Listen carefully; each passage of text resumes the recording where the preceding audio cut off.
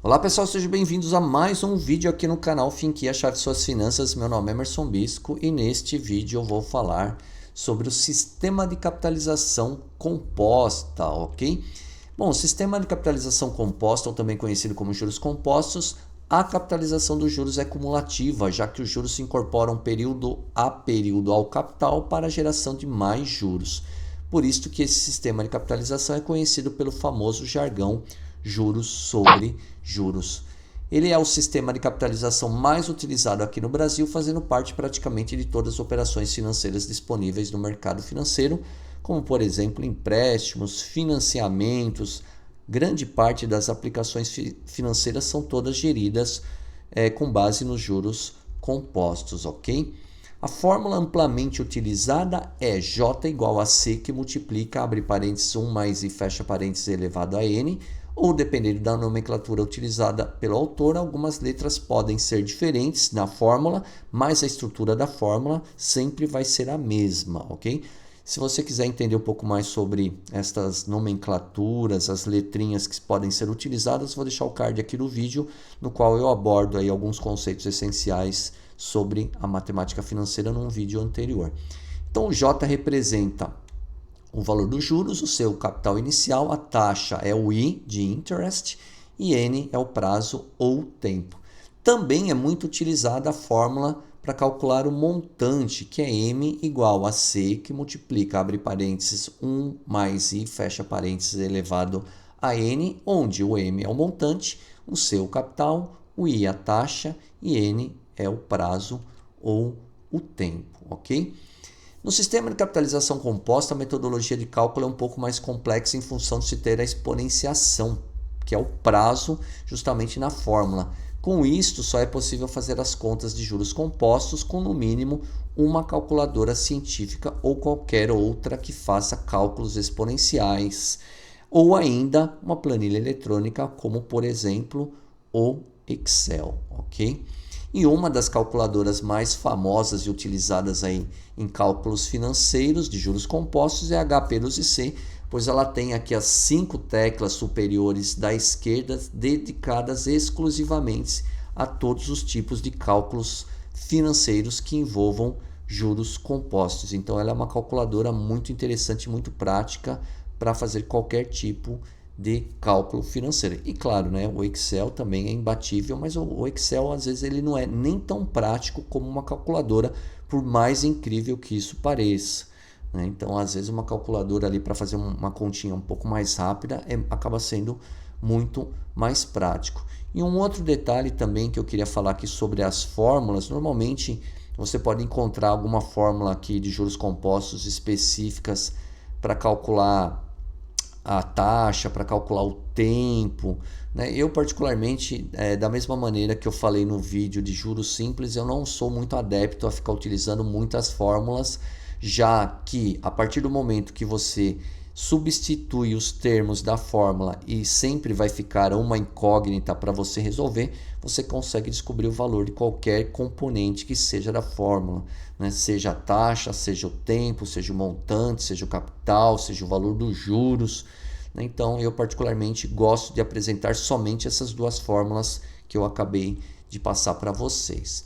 Então, um exemplo aqui utilizando a fórmula dos juros, no qual eu utilizei um valor de capital de 1.000, uma taxa de 5% e um prazo de 6, chegou-se, né, ao valor de R$ 1.340,10 de juros, né? Então perceba que neste exemplo foi calculado o valor dos juros para um capital de R$ 1.000 a uma taxa de 5% ao mês durante o prazo de 6 meses. E para que eu mostrei, né, estou apresentando esse exemplo aqui para você?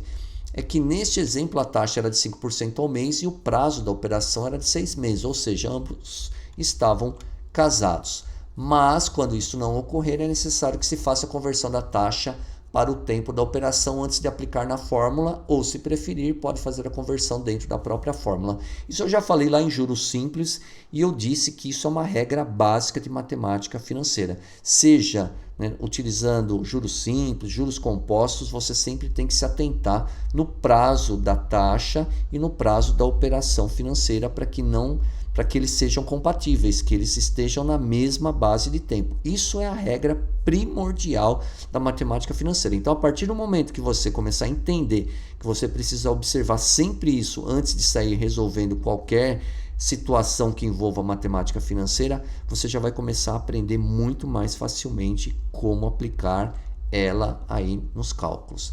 Então, essa conversão de taxa de juros compostas é chamada de taxa equivalente, que nada mais é do que a conversão de uma taxa que está em um determinado tempo para outro tempo representando a mesma taxa. Ou seja, se você tem uma taxa ao mês e quer converter ela para ano, essa conversão vai representar a mesma taxa, só que vai estar em base de tempo diferente. Uma taxa estava em mês e a outra vai estar em ano, mas é a mesma taxa.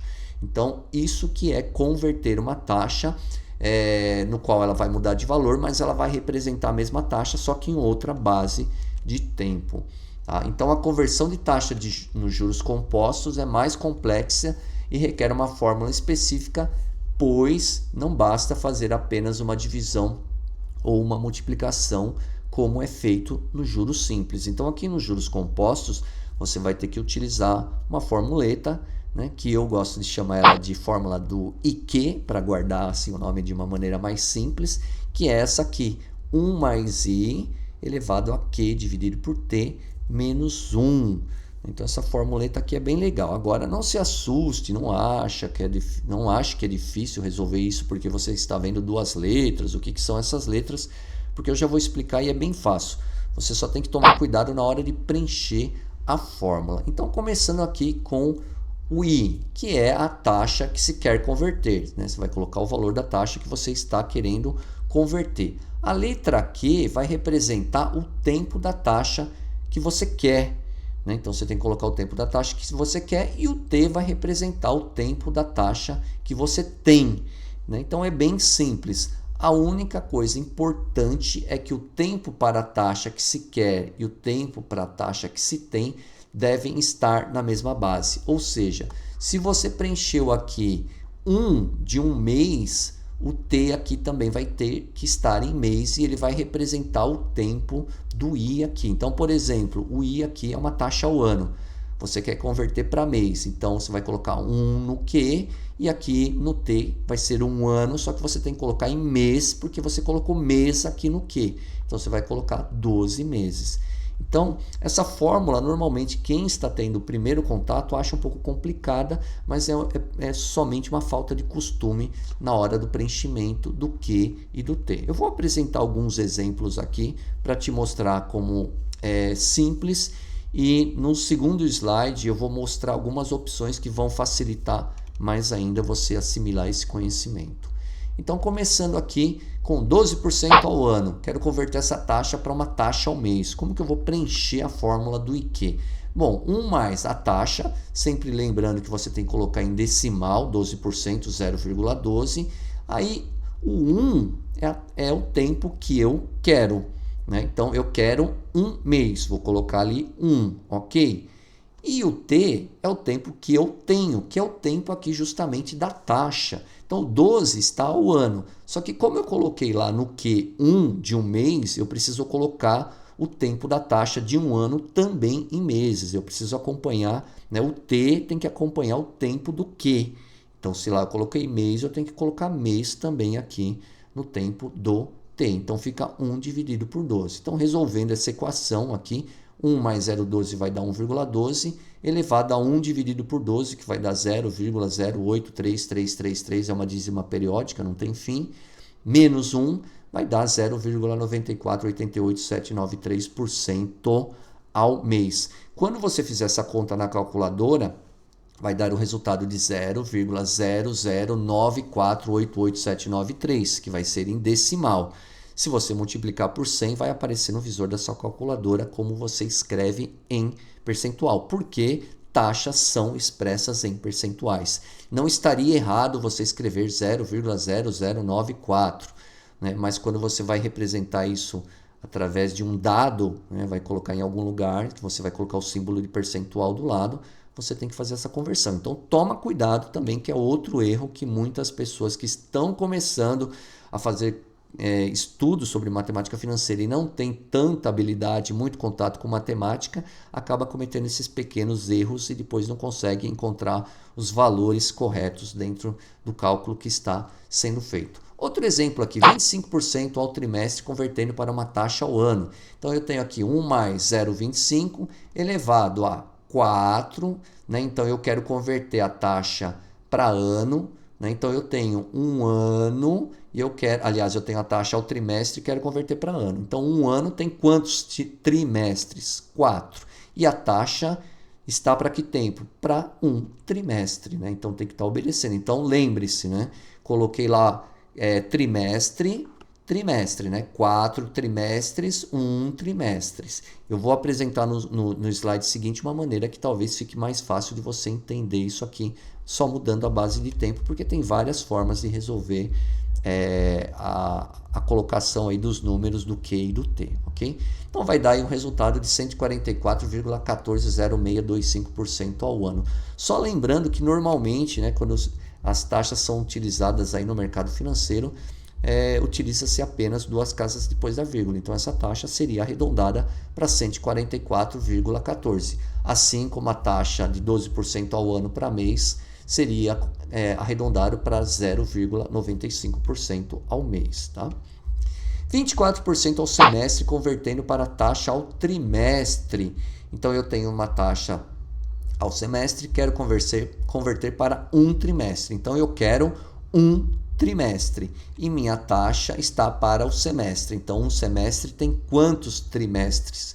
2, né? Então a taxa está ao semestre, perdão, e um semestre tem 2 trimestres. Então fazendo essa continha aqui, vai dar 11,3552,873% ao trimestre, ou arredondando 11,36% ao trimestre. Agora, tem um macetezinho aqui que fica muito mais fácil para você não se enrolar, não se embananar aí na hora de preencher o Q e o T, que eu recomendo. Então, vou começar aqui com o primeiro exemplo, que é sempre convertendo a taxa, né, o tempo do Q e do T sempre para dias. Né? Então, você vai pegar aqui 12% ao ano, vamos converter para mês, legal. Então, você vai colocar aqui, eu quero um mês. Um mês tem quantos dias? 30 dias. Lembrando que o calendário que deve ser usado em matemática financeira é o calendário comercial, tá? Então, um mês tem 30 dias, assim como um ano tem 360 dias, ok? Então, não pode colocar 365 dias, porque isso é o calendário civil. Na matemática financeira, nas operações financeiras, utiliza-se sempre o calendário comercial. Então, eu quero um mês que tem 30 dias e a minha taxa está ao ano. Um ano tem quantos dias? 360. O resultado, obviamente, vai ser o mesmo que eu apresentei no slide anterior, não muda nada. Mas eu acho que simplifica. Então, se você quiser fazer a utilização desta dica em qualquer conversão, você pode fazer, sempre utiliza a menor base de tempo, que é dia. Aí você converte sempre todo o Q e o T para dia, que fica muito mais fácil e evita que você acabe errando. Aqui tem um outro exemplo, mas eu não vou utilizar dia, eu vou converter na base de tempo mês, né? O 25% ao trimestre, convertendo a taxa aí para o ano. Então eu quero a taxa ao ano. Um ano tem quantos meses? 12 meses. Minha taxa está ao trimestre. Um trimestre tem quantos meses? 3 meses. O resultado final vai ser exatamente o mesmo, que é 144,14% ao ano. Então, existem diversas formas de se preencher o Q e o T, basta você tomar cuidado, né, em utilizar sempre a mesma base de tempo. Que nem aqui a taxa era ao trimestre e converter para o ano, eu consigo usar a base de tempo mês. Mas, por exemplo, eu tenho uma taxa que está ao ano e eu quero converter para 33 dias. Aí eu não tenho como utilizar a base de tempo mês, porque eu tenho uma base de tempo dias, né? 33 dias. Então, obrigatoriamente, vou ter que utilizar o Q e o T em dias, sempre em dias. Né? Então, tomar cuidado com esse detalhe, que é bem simples. 24% ao semestre, convertendo para a taxa ao trimestre. Então, 1 mais 0,24. Né? Eu tenho aqui a taxa que eu quero ao trimestre. Então, um trimestre são 3 meses. A minha taxa está ao semestre. Né? Então, um semestre tem 6 meses. Eu poderia preencher aqui colocando o trimestre em dias, então seria 90 dividido por 180, que são 180 dias para 6 meses, tem 180 dias. Da mesma maneira, eu poderia preencher aqui onde eu coloquei o 12 sobre 3 na taxa de 25% ao trimestre, eu poderia colocar aqui em dias, né? Colocaria 360 de um ano e 90 dias de 3 meses. O resultado vai ser sempre o mesmo, não muda o resultado final. Então fica aqui a minha recomendação. Do meu ponto de vista, é muito mais fácil você sempre utilizar dias. Qualquer que seja a conversão, você colocar o Q em dias, o T em dias, que aí não tem erro. Você nunca vai cometer nenhuma gafe aqui na conversão de taxa, tá? Para não ter nenhum problema e erro nas suas contas. Então é importante se atentar ao preencher a fórmula, na fórmula o tempo da taxa que se tem e da taxa que se quer corretamente, pois é justamente aí que ocorrem os erros e confusões, tá? Então essa conversão é primordial para que você domine todos os cálculos de matemática financeira. Com este domínio, você será capaz de calcular as mais diversas situações envolvendo matemática financeira. Então o propósito deste vídeo aqui, desse material, é fornecer este conhecimento básico para posterior avanço e desenvolvimento do seu conhecimento. Já que esse vídeo se encerra aqui, eu não vou apresentar mais exemplos, porque senão ele vai ficar muito extenso, ninguém vai assistir nada até o final. Então eu vou preparar outros vídeos, né, com juros compostos, pegando mais alguns exemplos de situações que envolvam matemáticas financeiras e apresentar a resolução para que você vá avançando. Então o objetivo era entrar mais com essa parte conceitual e mais chamar a atenção você para esse ponto essencial que é a conversão de taxa. Então, a grande maioria das pessoas que tem dificuldade de aprender matemática financeira é justamente porque não se atenta nessa parte de analisar o tempo da taxa, o tempo da operação e, no caso que é necessário, fazer a conversão antes de utilizar a fórmula dos juros, antes de utilizar a fórmula do montante, tá? Então, dominando isso, entendendo isso bem, você nunca mais vai esquecer e vai errar em qualquer cálculo de matemática financeira. Vai por mim, que foi assim que eu aprendi muito bem, ok?